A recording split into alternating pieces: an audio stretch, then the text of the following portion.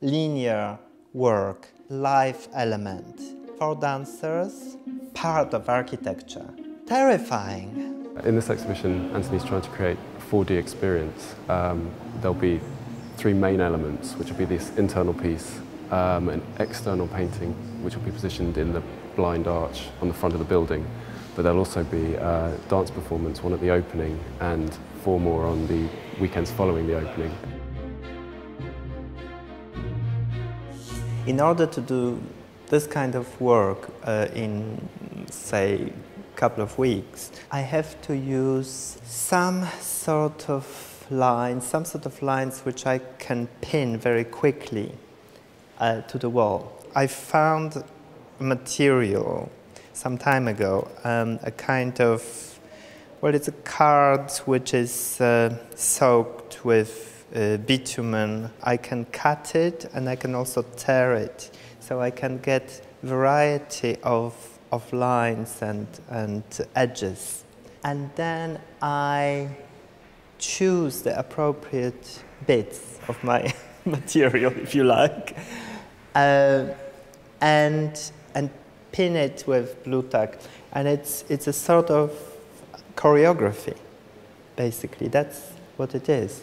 So it's like catching the right movements and then keeping it, if it's right. It is a similar process which my friend choreographer Yongmin Cho is going to use in creating a dance performance. Cut, cut, cut, cut, cut, cut, cut, cut, cut, cut, cut, cut, cut, and out the space. It's been really interesting, actually. It's quite interesting with the language barrier also, because Min's obviously speaking in English, but his first language is Korean, and everybody's interpreting his tasks in a slightly different way. Look at your eyes every time your fingers will go. They have a different nationality and a different background, different experience about dance. So we are multicultures. We make harmony, make sometimes one direction, and then sometimes we're going to divide 3. I don't know if it's anything to do with nationality, but all of the 4 dancers he's picked are just completely different in the way that we move, which is really interesting.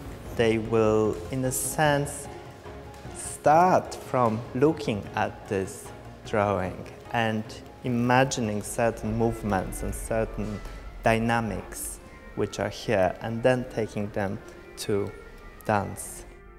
Open, close, and then lines, finished this. I found it quite challenging to interpret something static into movement, but Min's been really good at kind of giving us tasks to be able to create work around it that aren't necessarily directly related. It's not like, look at this, make a dance move out of it. I guess it's going to be quite a challenge. Exciting.